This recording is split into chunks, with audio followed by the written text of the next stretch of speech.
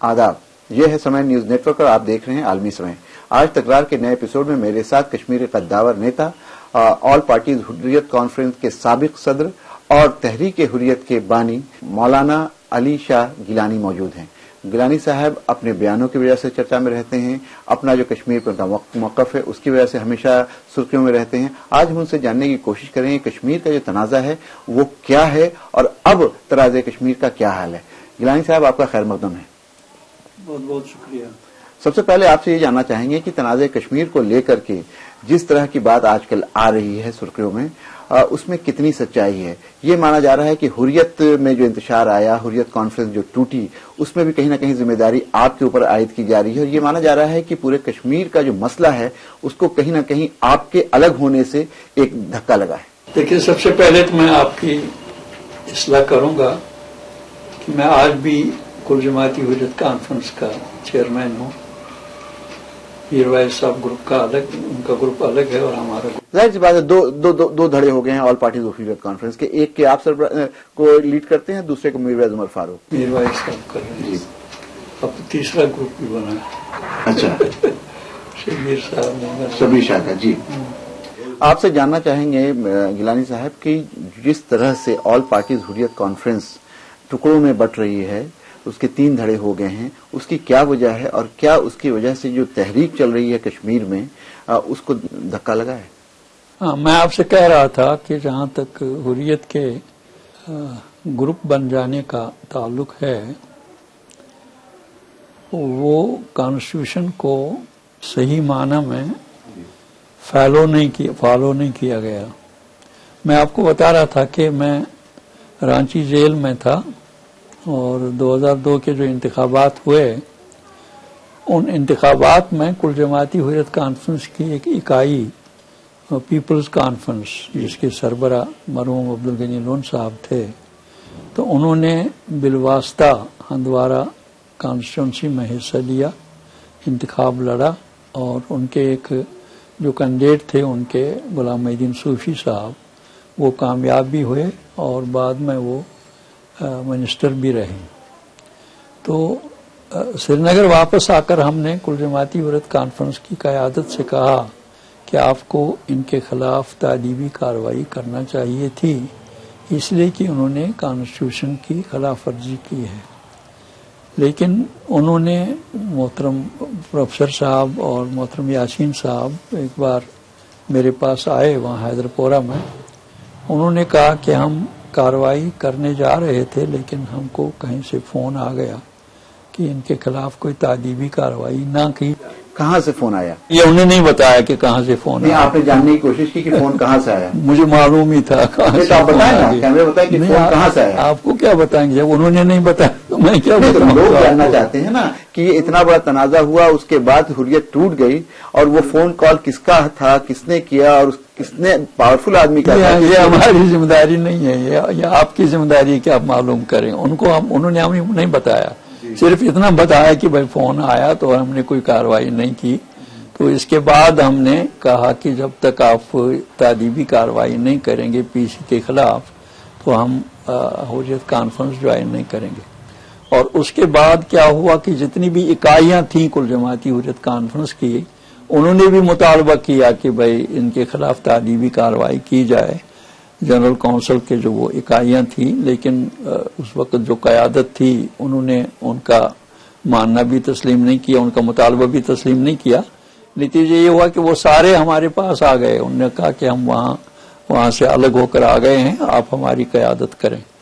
मैं तकरीबन 13 दिन तक मैं टालता रहा। मैंने कहा कि नहीं, ऐसा नहीं होगा, मैं आपकी क़यादत नहीं करूंगा, आप किसी को अपना कायद बनाएं। तो लेकिन वो नहीं माने। 13 दिन के बाद बहरहाल उन्होंने जब शदीद इसरार किया तो वो दूसरी हुर्रियत कॉन्फ्रेंस बन गई। लेकिन जहां तक आप जो कह रहे हैं कि उससे कश्मीर काज को कोई नुकसान पहुंचा है, कश्मीर काज को नुकसान नहीं पहुंचा है। हुर्रियत जब 10 साल तक यकजा थी तो 10 साल के दौरान भारत ने कोई घास नहीं डाली है, भारत ने उनका कोई मुतालबा मंजूर नहीं किया है। हमने दिल्ली में आकर भी एहतजाज किए, मुजाहरे किए, वहाँ भी मुजाहरे होते रहे, लेकिन कभी हिंदुस्तान ने उसका कोई नोटिस नहीं लिया। गिलानी साहब, आपने कहा कि हुर्रियत के हिस्सों में बंटने से कोई फर्क नहीं पड़ता है, फिर आप खुद ही कह रहे हैं कि जब हुर्रियत एक साथ थे सारे लोग तो भी हिंदुस्तान की सरकार ने उनसे कोई बातचीत नहीं की या उनको बहुत ज्यादा इम्पोर्टेंस नहीं दिया गया, उनसे किसी तरह के मुज़ाकरात नहीं हुए।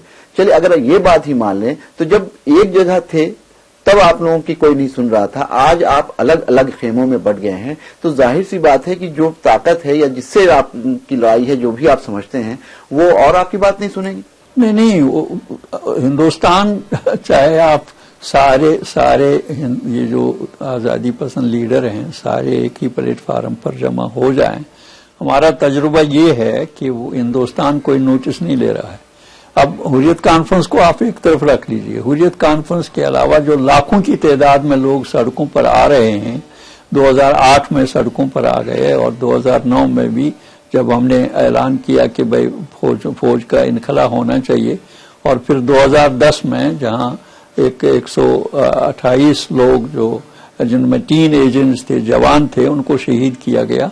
100 दिन तक वहां कर्फ्यू रहा, 117 दिन तक हड़ताल रही और 128 हमारे जवान शहीद कर दिए गए, जिनमें ज्यादा टीन एजर्स थे, और मुझे 141 दिन हाउस अरेस्ट रखा गया और फिर गिरफ्तारियां हो गई। तो उसका भी हिंदुस्तान ने कोई नोटिस नहीं लिया। ग्रुप्स वगैरह बनाए और वहां पार्लियामेंट का डेलीगेशन भी आ गया, लेकिन सब कुछ वो दिखावा था, अमल करने का उस पर कोई इकदाम नहीं किया गया। गिलानी साहब, आपको यहाँ पे रोकना पड़ेगा, वक्त हो गया है ब्रेक का। ब्रेक के बाद वापस आएंगे तो गुफ्तगू जारी रहेगी। इनसे जानने की कोशिश करेंगे कि इन्होंने 7.5 लाख फौज के वहां पे होने की बात की। ये काफी पुराना तनाजा है, इसको लेकर हमेशा बातचीत होती है। फौज की मौजूदगी का क्या मतलब है, और कश्मीरी खास करके जो गिलानी साहब हैं या दूसरी कायदत है, वो फौज को वहां से क्यों हटाना चाहते हैं। लेते हैं एक ब्रेक।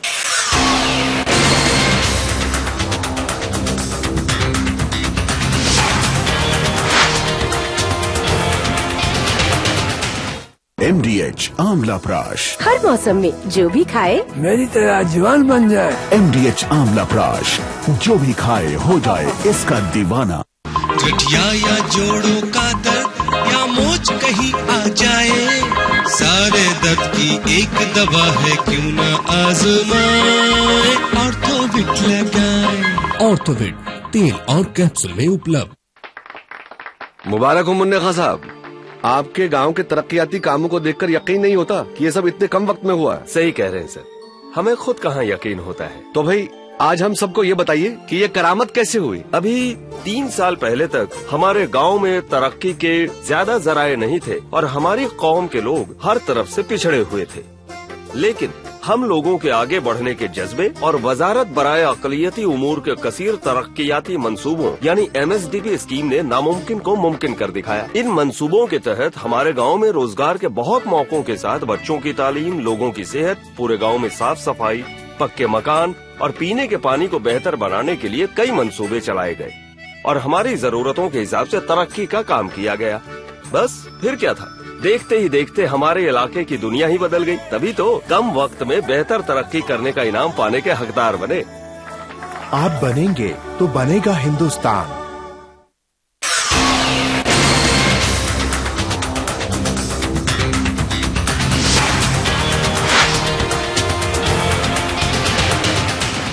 ब्रेक के बाद आपका एक बार फिर खैर मकदम है। हम अली शाह गिलानी साहब से बात कर रहे हैं कश्मीर के तनाज़े के हवाले से।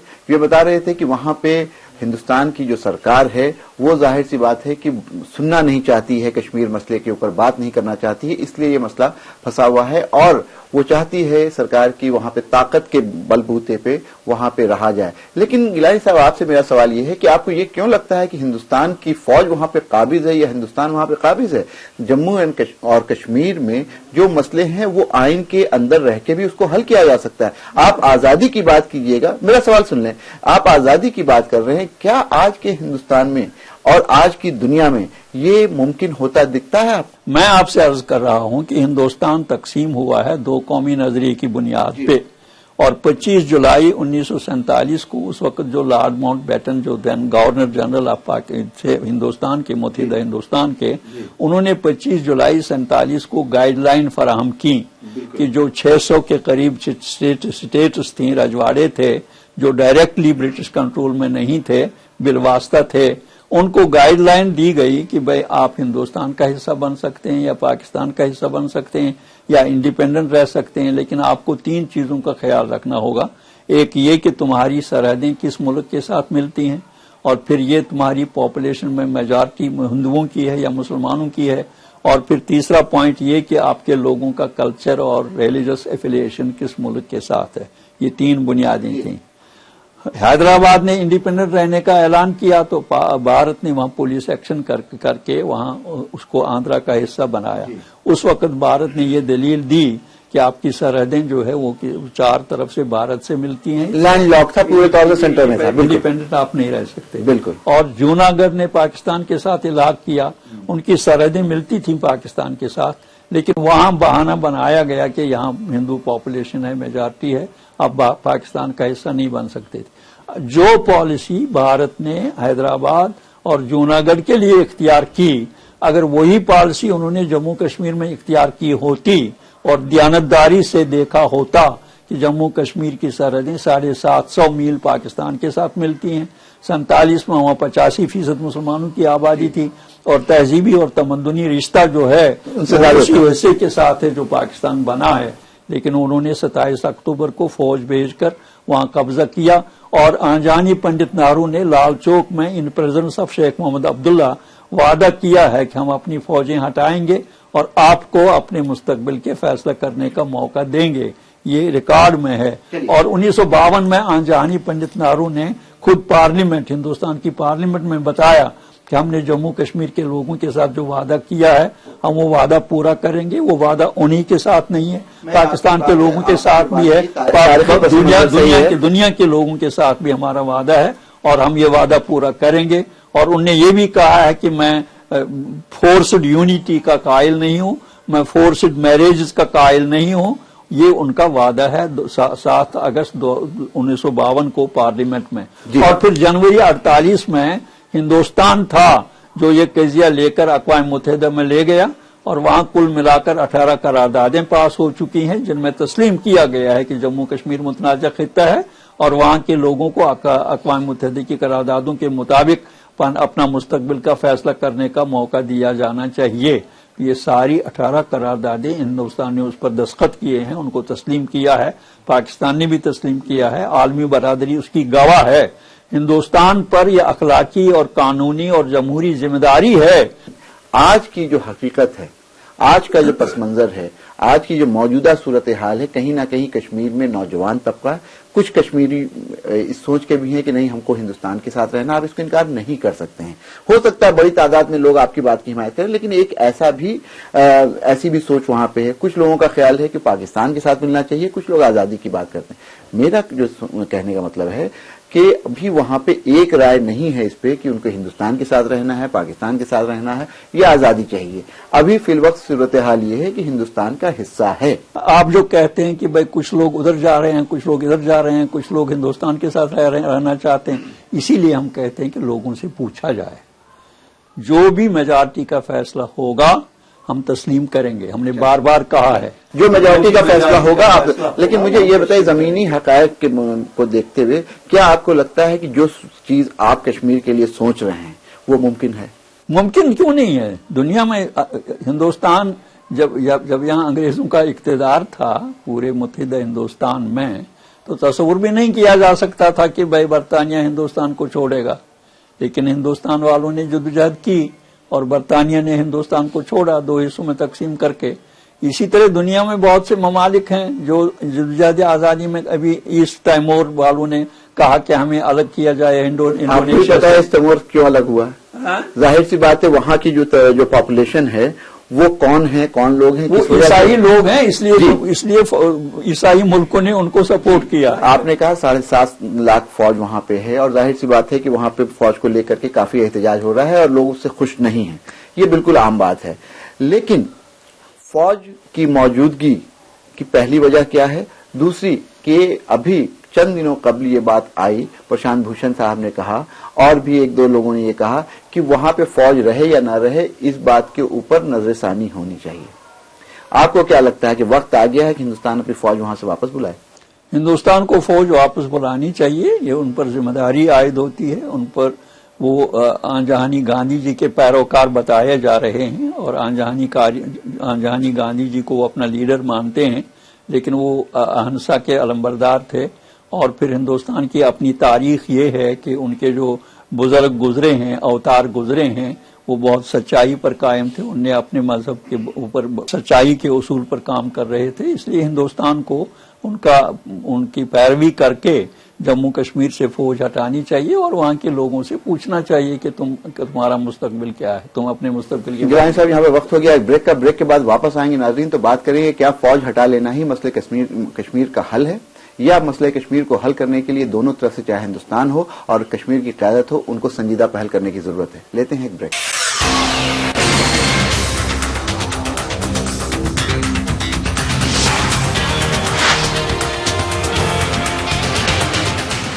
कौन नहीं जानता एक टांगे वाला कैसे बना मसालों का शहंशाह। पढ़िए महाशय धर्मपाल जी की कहानी उन्हीं की जुबानी। किताब VPP द्वारा मंगवाएं सिर्फ 150 रुपए में, सभी डाक खर्च सहित। आज ही फोन करें, ईमेल करें या SMS करें। डैड बनना है ना, listen to your feelings Sid, मेरी तरफ महसूस करना शुरू करो। फादरहुड को फील करने के लिए मैं किसी भी हद तक जा सकता था। बलून है ये भी सेल्फ है। आपके 3 मीडियम चीज पिज्जा हमने नहीं मंगवाया। एक मिनट, तुम्हारे जैसा महसूस करने के लिए तुम्हारे जितना खाना भी तो पड़ेगा ना। ओह किक्ड, भूख लगी होगी। मैंने अपना हॉट वाटर बैग कहीं रख दिया यार। ये लो। ओम नमो भगवते वासुदेवाय। कुबेर को नीचा दिखाने के लिए विष्णु के वरदान से धनाक्ष ने पाया बहुमूल्य रत्नों पर अधिकार। अब मैं इन रत्नों की शक्ति के द्वारा संसार में धन का देवता बनूंगा। जय जय जय बजरंग बली। सोमवार से शुक्रवार रात 8:30 बजे सहारा 1 पर।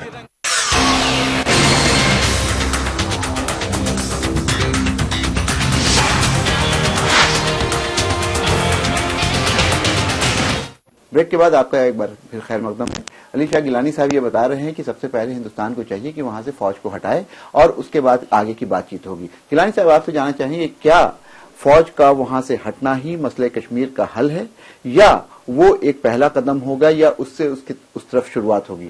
फौज हटाई जाएगी, अक़वाम मुत्तहिदा के हाथ में कंट्रोल दिया जाए और वहां जो करारदादों में बताया गया है वहां लोगों से पूछा जाए कि आप अपने मुस्तकबिल के बारे में क्या सोचना चाह रहे हो। यही इसका हल है।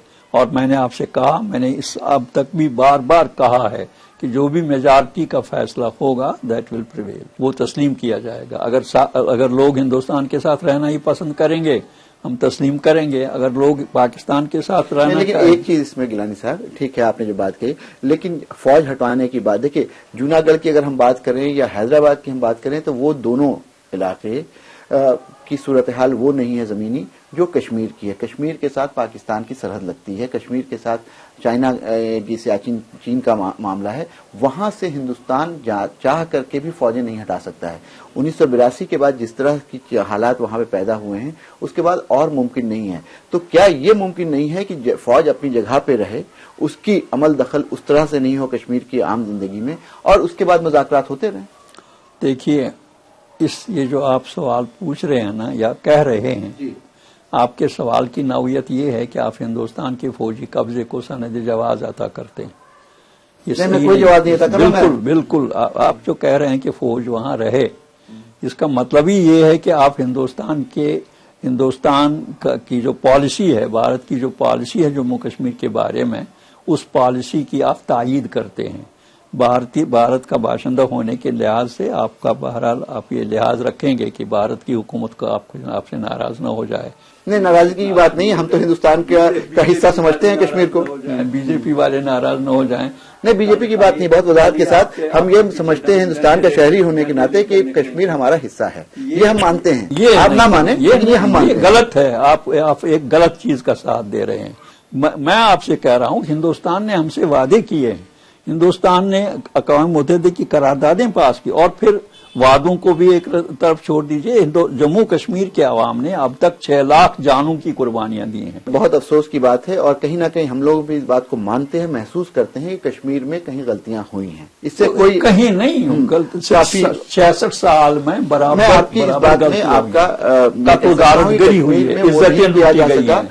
कि कश्मीरियों को हिंदुस्तान के साथ जोड़ा जा सके, ये नहीं हुआ है 66 साल में। ये अपनी जगह पे एक बहुत सही बात है, लेकिन अब ये हालात हैं कि आप कह रहे 6 लाख लोग वहां पे शहीद हुए हैं, वहां पे मारे गए हैं, लेकिन उसके बावजूद कश्मीर को लेकर हमेशा पेशरफ्त होती है। आपने बीच में जिक्र किया पाकिस्तान का, क्या ये नहीं लगता है कि कश्मीर में पाकिस्तान का इंटरफेरेंस, पाकिस्तान का जो इंटरेस्ट है, उसकी वजह से ज्यादा हालात वहां खराब हो रहे हैं? नहीं, बिल्कुल नहीं। पाकिस्तान तो बहरहाल एक फरीक है जम्मू कश्मीर के मसले का। नहीं, वो फरीक कैसे हो गया? आपकी लड़ाई है हिंदुस्तान के साथ, भारत खुद मानता है उसको फरीक। भारत उसके साथ क्यों बातचीत कर रहा है? बाजार तो बातचीत कर रहा है, वो सिर्फ मसले कश्मीर पर बातचीत कर रहा है। भारत उसके उनके यानी वो अक़वाम मुत्तहिदा में उसको फरीक तस्लीम किया गया है। भारत के मानने या ना मानने का सवाल नहीं। क्या उसके इंटरवेंशन से हालात वहां बिगड़ते नहीं? उनके वो तो चाहते, वो जम्मू कश्मीर के अवाम के मुतालबे है कि खुद इरादियत की हिमायत करते हैं। आप जो कह रहे हैं आवाम की हिमायत करता है पाकिस्तान। अभी चंद दिनों पहले की बात यह है कि वहां के वजीर तिजारत हिंदुस्तान आए थे और ये बातचीत हुई थी कि वाघा और अटारी का बॉर्डर 24 घंटा खुला रहेगा और तिजारत होती रहेगी। उसके एक ही दिन के बाद यानी 17 तारीख को यह वाकया हुआ कि जो कश्मीर में उरी में जो बसेज आती हैं और जाती हैं उसमें मंशियात पकड़ी गई, ड्राइवर्स को गिरफ्तार किया गया और उसके रिएक्शन में कश्मीर ने उधर अपना पाकिस्तान ने अपना गेट बंद कर दिया, तिजारत बंद हो गई है, लोग यहां फंसे हुए हैं। तो अगर आपकी बात मान लें कि वो कश्मीरियों से हमदर्दी रखते हैं तो उनको इस बात का भी ख्याल होगा कि इस तरह की जो कार्रवाई एक तरफा करते हैं तो उसका नुकसान पूरे तौर पे मुनीशात किस तरफ से ले जा रहे हैं? तो पाकिस्तान से हिंदुस्तान जो बसेज आई उसके जो ड्राइवर्स थे उनके पास से 100 किलो मंशियात पकड़ी गई। ये 16 तारीख की बात है और वो गिरफ्तार किए गए। अब पाकिस्तान का ये कहना है कि जो हम लोगों का मुआहदा है उसमें ट्रक ड्राइवर्स वगैरह को इम्यूनिटी है, उनको आप अरेस्ट नहीं कर सकते हैं, लेकिन मंशियात का जो कानून है हिंदुस्तान का उसमें इम्यूनिटी नहीं दी जा सकती। ड्राइवर लोग जो होते हैं वो हमेशा हर जगह जहां कहीं भी वो ड्राइवरी का काम कर रहे हो ऐसे काम वो करते रहते हैं। शराब एक जगह से दूसरी जगह ले जाते हैं, मनुष्यात ले जाते हैं, बाकी चीजें होती हैं।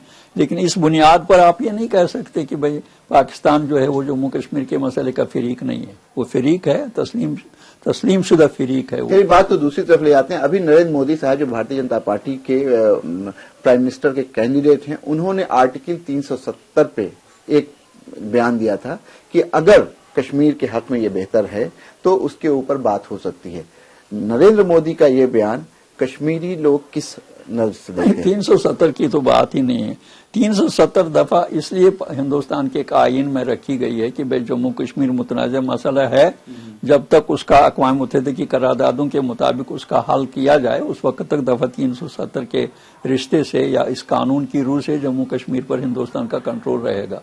वो तो इसीलिए वो 370 है, वो कोई मुस्तकिल दफा नहीं है। अभी कुछ क़यादत कश्मीर की है जिन्होंने थोड़ी सी दिलचस्पी दिखाई है कि अगर नरेंद्र मोदी किसी तरह से बरसर इक़्तिदार आते हैं तो शायद मसले कश्मीर में कुछ अच्छी पेशरफ्त होगी। एक अजीब, आपको क्या लगता है? पता नहीं किन लोगों ने ऐसी बात कुछ कही बयानात आए हैं और ये 370 के हवाले से है। मैं कह रहा हूं फैसल साहब कि मोदी साहब जो हैं उसने 2002 में गुजरात में 3000 मुसलमानों को जिंदा जलाया, कत्ल किया और अक्सर बेशतर को जिंदा जलाया।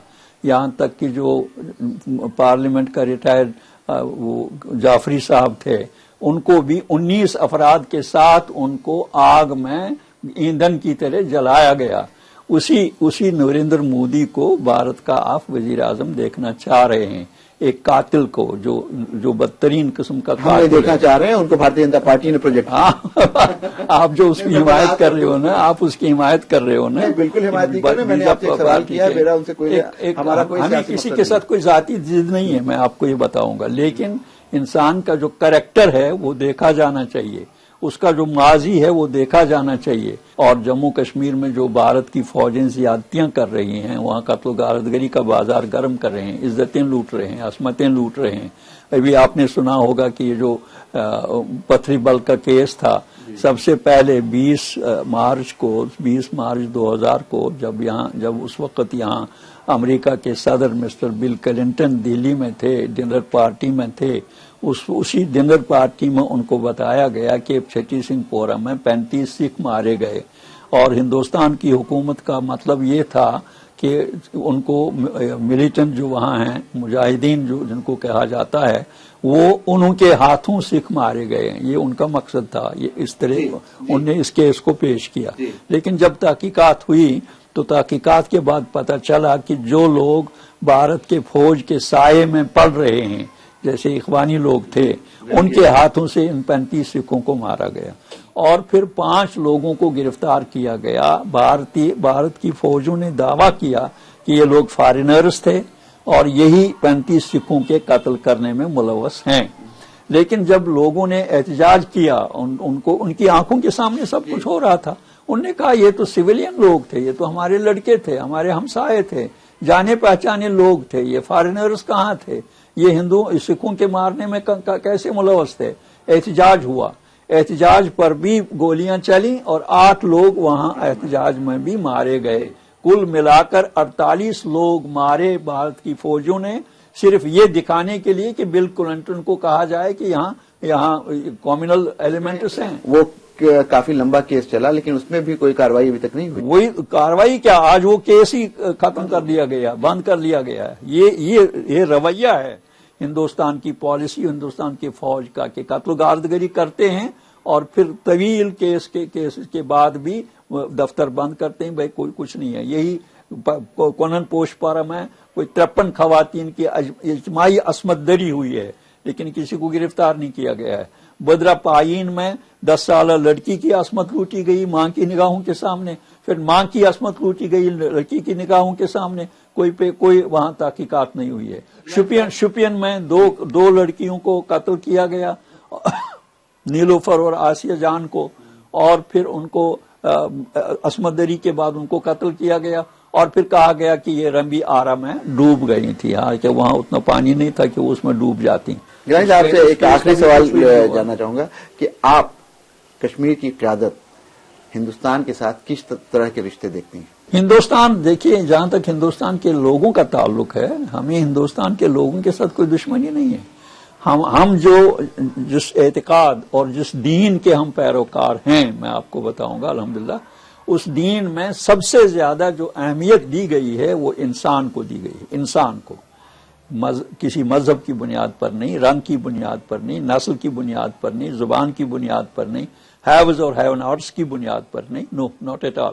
صرف وَلَقَدْ كَرَّمْنَا بنی آدم، ہم نے آدم کے بیٹے کو شرف بخشا ہے، اور ہم اللہ تعالیٰ کے بندے ہیں. ہم پر فرض بنتا ہے کہ ہم انسان کا احترام کریں. ہندوستان میں جو 1 ارب 21 کروڑ لوگ رہتے ہیں وہ سب ہمارے انسانی رشتے کے بھائی اور بہنیں ہیں.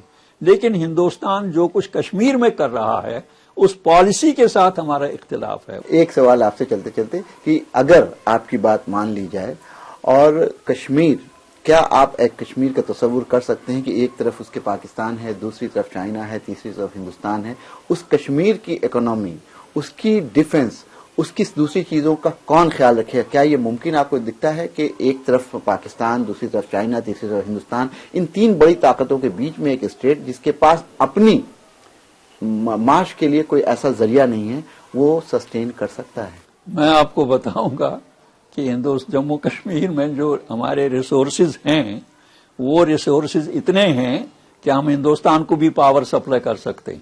دیکھیں آپ، لیکن ان ریسورسز پہ ہندوستان کی فوج نے قبضہ کیا ہے.